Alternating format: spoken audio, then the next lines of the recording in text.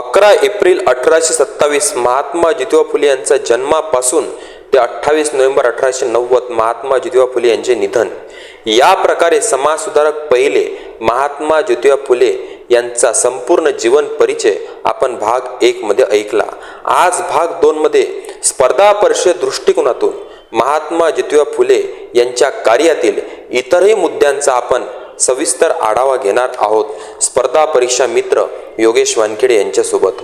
नमस्कार. महात्मा फुलेंनी चालविलेल्या चळवळी व सभासद. चळवळ दलित उद्धार चळवळ. सभासद शिवराम कांबळे व गणपत गावकर. चळवळ ब्राह्मणेतर चळवळ. सभासद होते भालेकर व जावळेकर. चळवळ कामगार चळवळ. सभासद होते केशवराव जेदे व नारायण लोखंडे.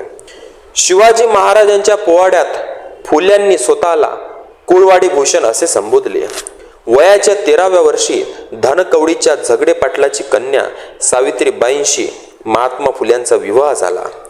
पक्षघातामुळे म्हणजेच लकवा मारल्यामुळे अंग लुळे पडले होते. त्यामुळे ज्योतिबांनी सार्वजनिक सत्यधर्म हा ग्रंथ काही काळ डाव्या हातांनी लिहिला. मृत्यूनंतर प्रकाशित एकमेव धर्मग्रंथ म्हणजेच सार्वजनिक सत्यधर्म 1891 ला प्रकाशित झाला आणि 1890 महात्मा फुल्यांचे निधन झालं. महात्मा फुलेंना महाराष्ट्राचे मार्टिन ल्युथर किंग असे म्हणतात. सयाजीराव गायकवाडांनी त्यांना भारताचे बुकर टी वॉशिंग्टन असे संबोधले. महाराष्ट्राचे Booker T Washington Karmaveer Bhaurao Patil आणि भारताचे Booker T Washington Mahatma Jyotiba Phule. Mahatma फुलेंनी शिक्षण झिरपत जाते हा सिद्धांत मांडला.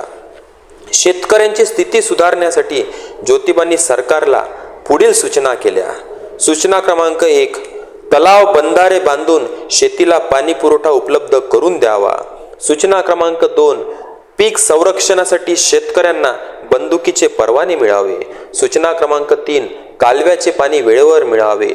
सूचना क्रमांक 4, पशुपालनासाठी चालना द्यावी.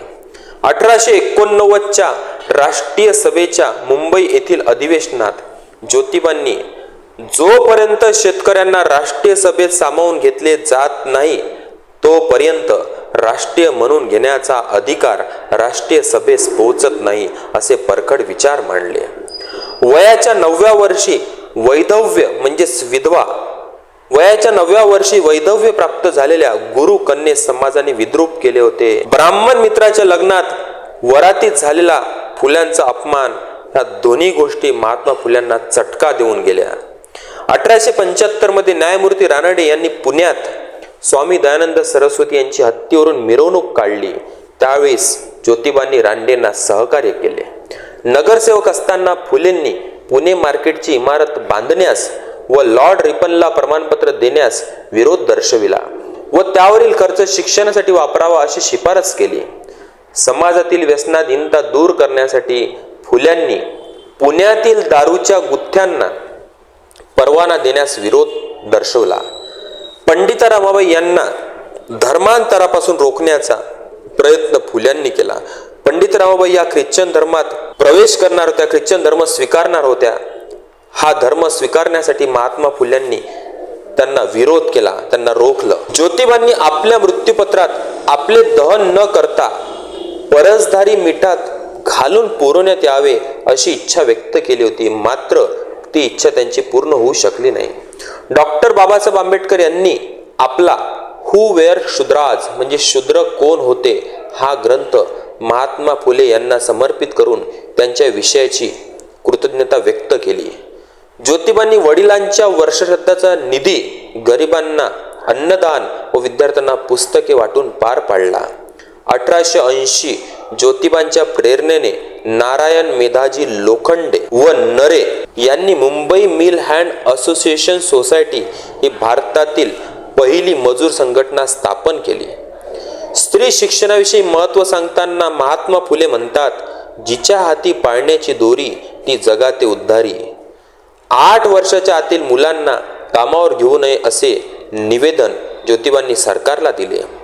सनातन्यांनी ज्योतिबांना जीवे मारण्यासाठी पाठविलेले रोडे व कुंभार हे रामोशी ज्योतिबांना शरण आले. टिळक व आगरकरांची डोंगरी तुरुंगातून सुटल्यावर महात्मा फुले यांनी दोघांचा मुंबई येथे सत्कार केला. शालेय जीवनात ज्योतिबांवर छत्रपती शिवाजी महाराज व जॉर्ज वॉशिंग्टन यांच्या चारित्र्याचा प्रभाव पडला होता. महात्मा ज्योतिबा फुल्यांचा इतरही कार्याचा आढावा, विशेष करून स्पर्धा परीक्षेसाठी महत्त्वाचे असे मुद्दे आपण आज या ठिकाणी पाहिले आहेत. समाज सुधारक भाग 2 इथेच संपतो. समाज सुधारक भाग 3 मध्ये गोपाळ गणेश आगरकर ऐकण्यासाठी, सविस्तरपणे समजून घेण्यासाठी जुळून रहा. स्पर्धा परीक्षा मित्र योगेश वानखेडे सोबत. धन्यवाद.